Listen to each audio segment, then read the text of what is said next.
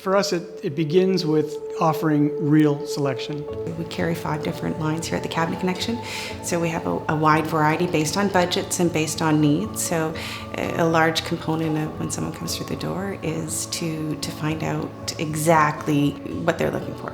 That beginning design phase has a lot to do with an experienced designer knowing what questions to ask and being able to listen. Workable design isn't just something that looks pretty, it's functional and specific to somebody's lifestyle. We have to understand what the homeowner wants and expects. You want to be current, you want your house to reflect your personality. Mostly people want longevity, so they want a good investment. People are used to understanding what they're getting, and they want to know. There's an expectation that they'll have questions and they should be able to get the information. We always feel that one of the most important things we do is set realistic expectations. We can fit everybody's budget, we can fit everybody's wish list, and there is nothing that's impossible. Cabinet Connection, Steve and Carlos and all the people who work here bring that trust, that security, that deliverable to the project, and consistently.